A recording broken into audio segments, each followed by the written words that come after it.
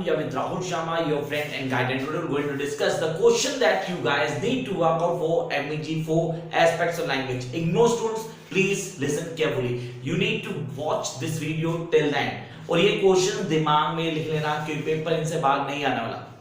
Yes, your MEG 4 paper is going to become from this only. आपने कहा sir going to become reason क्योंकि questions में मैंने वो हर चीज को हाईलाइट किया जो कहीं से भी पेपर के अंदर आ सकती है.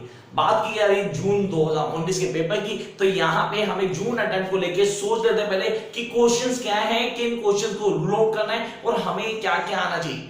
और इसी के हिसाब से आप अपनी ब्लॉग की प्रिपरेशन करेंगे. And those who are having my notes guys, all the answers are in notes. Really, all the answers are in notes. Do check, and I want at least 80% marks. And those who are working really don't have notes, don't worry guys. आपके पास सारी videos हैं जो मैंने दी हुई हैं, and you can get the notes too. मेरा number video class में दिया होता है, वहां से आप मुझे व्हाट्सएप डालेंगे and you can get the notes. But that is payable. अब यहाँ पे पहले ले लेते हैं, क्लास शुरू करते ही दिमाग में आता है सर एक क्वेश्चन कंफर्म है, that is the short note. Short note का क्वेश्चन कंफर्म पे बनाना. The very first question is short note. Let's start the class. The first thing, write a short note on the following. Number 1, code mixing. क्या है code mixing? What does mean by the code mixing? इसके साथ एक चीज add कर देते हैं, that is code mixing and code switching. Language में चेंजेस देके आना. अब मैं उसको डिटेल में यहाँ नहीं बता रहा हूँ, उसके लिए ऑलरेडी वीडियो है. You guys go and check the video. If you're not subscribed the channel till now, subscribe करो, जाके वीडियोस को एक्सेस करो. प्लेलिस्ट में सारी वीडियोस है, वहां पे आप तसल्ली से देख सकते हैं. Then come on next one, the formation of old English. How does the old English come up? तो यहाँ एंग्लो सेक्शन का बेसिक पॉइंट ऑफ व्यू डालना जरूरी है. बॉलिंग्स को मेंशन करेंगे, that be easy part to grab this answer in a perfect manner. Come up to next phase, dialect and register. दोनों चीजें इंपॉर्टेंट हैं. आप तो डायलेक्ट क्या है, डायलेक्ट और रजिस्टर कैसे अलग होता है डायलेक्ट से, दोनों को कैसे डील करेंगे, क्या क्या चीज जरूरी. Next one, borrowings. So what is borrowings? I mention borrowings while talking about Anglo English. तो यहाँ पे बॉलिंग्स किसी भी लैंग्वेज को लिया जाना. अब डिटेल के लिए आप लोग जाके वीडियो देख सकते हैं, पूरी वीडियो जब डिफाइन किए बॉलिंग्स क्या है, कैसे काम करती हैं. Come up to next phase, word formation. जब वर्ड फॉर्मेशन करते हो तो प्लीज कपलिंग पे ध्यान देना और बैक फॉर्मेशन में ध्यान देना. What is word formation? ये तो हो गया. उसके बाद आपने कहना कपलिंग और बैक फॉर्मेशन क्या होती है, इस पे रूल आउट करना, क्योंकि ये सब के सब इंटररिलेटेड है और really they are easy and you can grab maximum marks by doing this question. Come on to the next phase, American English. What do you mean American English? How does American English be different from the Indian English, और कौन से ऐसे points हैं जिनको ध्यान रखना है that we can verify American, British or Indian English in a different phases. Come up to the next phase, finite and non-finite clause. क्या होता है finite और non-finite clause, क्या है, कैसे काम करते हैं and how they work all together. Come up to the next phase, that is Spear-Whorf hypothesis. Sir इसको मैंने हर वीडियो में, सीरियसली हर वीडियो में मैंने हाईलाइट किया है क्योंकि ये क्वेश्चन ऐसा कि बार बार आता है और ये अकेला क्वेश्चन है जो कि जून और दिसंबर में एक्सपेक्टेड होता है. तो प्लीज इसको लिख के देखें बार बार, वीडियो ऑलरेडी है इसकी, आप देख सकते हैं वहां से. Then pidgin and creole. What is pidgin and creole? दोनों को साथ में एक्सप्लेन करना, विद एग्जांपल दें तो ज्यादा बेटर पड़ेगा, अच्छा इंपैक्ट पड़ता है टीचर के ऊपर आपका. Come up to the main question, question number 2. Discuss with the example how new words are formed in English. Sir नए वर्ड्स कैसे फॉर्म होते हैं? यहाँ पे मैं चाहूँ तो आपको phases of English, definitely the periods of English define कर सकता हूँ कि पूरा पूरा फेज बता दिया. सर ओल्ड, मॉडर्न और मिडिल इंग्लिश को डिफाइन करेगा यहाँ. तो discuss the examples how the new words are formed in English. Second question पे दिया ओल्ड में outline the grammatical changes. Outline the grammatical changes from old to modern. तो मैंने कहा जिसने क्वेश्चन किया है वो history of English language easily बता सकता है. तो इन अदर टर्म्स मैं इसमें तीसरा क्वेश्चन ऐड देता हूं, हिस्ट्री ऑफ इंग्लिश लैंग्वेज. ये यहां से आंसर लिखा जाता है और बहुत इजीली डील किया जाता है. आपने ग्रामेटिकल चेंजेस क्या है, क्या चेंजेस थे मॉडर्न और ओल्ड इंग्लिश के अंदर. Come on to next phase, what is sociolinguistics. सही क्या होता है सोशल लिंग्विस्टिक, क्या है, explain the scope and areas of investigation.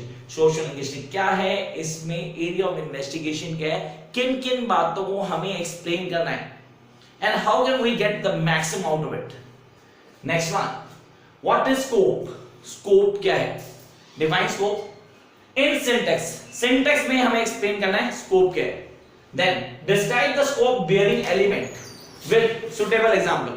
आप सुटेबल एग्जांपल के साथ कैसे एक्सप्लेन कर सकते हैं what is scope in syntax, describe the scope bearing elements with suitable example. आप सुटेबल एग्जांपल देके कैसे एक्सप्लेन करेंगे कि स्कोप क्या है and how it all goes on. तो ये हमारे वो पॉइंट्स हैं जो हमें ऑन्टोपोलॉजी कैसे डील करेंगे, किन चीजों को समझना जरूरी है यहाँ पे। और याद रखना ये लॉन्ग क्वेश्चन है तो आपको पूरी डिटेल फॉलो करनी है। और जो मैंने कहा था how you guys are going to write down the answer in MA English, तो वहां पे एक्ट को फॉलो करना ना भूलें। Please work out act while writing the long answers. Come up to the next question. Question क्या है? Question number 4, what is the relationship between linguistic and literary criticism. Sir linguistic और literary criticism में क्या फर्क है? What is the difference between linguistic and literary criticism? Discuss। तो मैं literary criticism को पूरा बताऊंगा, उसके पॉइंट्स को डिफाइन करूंगा, then linguistic क्या है उसके एग्जांपल्स दूंगा, उन एग्जांपल्स को हाईलाइट करूंगा और पॉइंट आउट करूंगा with different eras, then I'll be able to grab maximum marks in this question. Come up to the next question. Describe in detail the place and manner of consonant sounds. So what is the consonant sounds? वो उनकी जगह क्या है और कैसे उसको use किया जाएगा। अगर इसमें छोटा क्वेश्चन आता है आपको अलग से आता है, difference between consonants and diphthongs and vowels, pure vowel and diphthongs, तो इसको प्लीज दिमाग में रखना। राइट नाउ दीज, बोर्ड पे नहीं लिखा हुआ, तो कॉन्सोनेंट और डिप्थॉन्ग में डिफरेंस करना है, प्योर वॉवल और डिप्थॉन्ग्स में डिफरेंस करना है। इस क्वेश्चन को please do it guys. Come up to the next question. Question number 5, examine the role of motivation and attitudes in second language learning. What does mean by the second language learning? पहले दिमाग में question आता है ये second language learning क्या है। हम बोलते हैं सेकंड लैंग्वेज लर्निंग की बात करते हैं, ऑफिशियल लैंग्वेज की बात करते हैं, तो English is the second language for all of us. हम उसको कैसे लर्न करते हैं, उसके लर्न करने का तरीका होता है, कैसे उसको डील करेंगे, किन किन चीजों को वर्कआउट करना है आपने examine the role of the motivation and attitudes in second language learning. तो सेकंड लैंग्वेज लर्निंग क्या है, उसमें किन किन चीजों को ध्यान रखेंगे, कैसे काम करेंगे और हमें कौन कौन सी चीज ऑन्टोपोलॉजी you guys need to know। अब आप आंसर कैसे देंगे? First of all you guys need to explain second language, then the use of second language, how the second language come into the existence, और फिर उसका uses and its importance। इसके साथ एक क्वेश्चन और भी आ सकता है, comment on the spread of English language in India। comment on the spread of English language in India। तो यहाँ पे क्वेश्चन आता है तो मेरे को आंसर देना आना चाहिए। you guys need to know how to answer this question। Come up to the next phase। What is speech community? Say speech community क्या है? What is speech community? Now discuss the problems in defining a speech community। How a speech community different from one to another? Go back to your phase। आपने कहा sir पेडगिन और cereal की बात की थी, sir हमने रजिस्टर की बात की थी, डायलेक्ट एंड रजिस्टर की, तो कहीं ना कहीं जिन्होंने पढ़ा है उनको पता क्या लिंकेज है और कैसे डील करते हैं। हम स्पीच कम्युनिटी की बात करते हैं तो हमें क्या मेंशन करना है, what are things that we need to explain at the time of speech community and here discuss the problems in defining a speech community. वो क्या क्या प्रॉब्लम्स आती हैं वो यहाँ बतानी है आपने। Come up to the next question, why do we need to plan languages. क्या लैंग्वेज को प्लान किया था? द फर्स्ट क्वेश्चन दिमाग में आता है सर क्या लैंग्वेजेस को प्लान किया था? Yes we do plan. Now, why do we need to plan languages? What are the major considerations that languages planner have to bear in mind? तो जब प्लान कर रहे होते हैं तो कौन कौन सी कंसिडरेशन को दिमाग में रखते हैं, किन किन चीजों को पॉइंट आउट करते हैं कि यार ये चीजें होनी चाहिए जिनको हमें एक्सप्लेन करना है। We guys need to explain these short things। कैसे क्या चेंज आएंगे, किन किन चीजों को हाईलाइट करना है और कैसे हम उसको और अच्छे से बता सकते हैं। That you have to work out in your answer। Come up to the next phase। Discuss the role of attitudes motivation in language learning। Now this is a different question। यहाँ attitude motivation की बात की है। So attitude motivation in learning a language। एक language को सीखते हो what sort of attitude learning और attitude of learning you guys need to have। आप उसको कैसे डील करेंगे, उनके points, yes you need to define that all points जो आप डिफाइन किए गए लैंग्वेज में। लैंग्वेज प्लानिंग के साथ आप हर चीज को डिफाइन करते हैं। It's from the language planning आप क्या क्या करते हैं, किन किन चीजों को डील करेंगे, वो सब यहाँ आने वाले हैं। Come up to the very last question, Discuss the different types of bilingualism. What is bilingualism and its consequences in the society? Sir bilingualism क्या है, उसके कॉन्सिक्वेंसेस क्या है, सोसाइटी में कैसे डील करेंगे। यहाँ एक छोटा सा क्वेश्चन अपना दिमाग में रखना, बायलिंगुइज्म और मल्टीलिंगुइज्म में डिफरेंस और उसके बेसिस को दिमाग में रखना।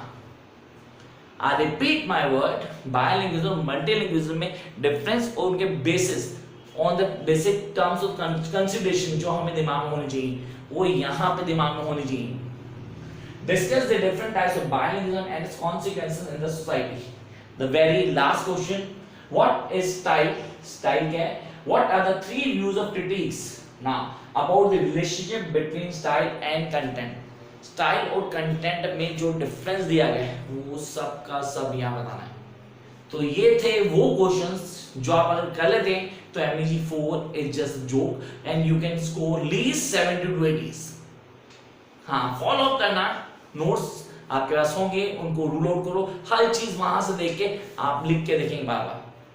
किस तरह की प्रॉब्लम आती है तो कमेंट बॉक्स आपके लिए, आप कमेंट बॉक्स में आएंगे। लगता है किस तरह का सजेशन मेरे लिए हो तो प्लीज सजेशन वहां डालें, या कोई भी प्रॉब्लम हो आप मुझे भी प्रॉब्लम शेयर कर सकते हैं। I will try to solve out the problem as soon as it possible.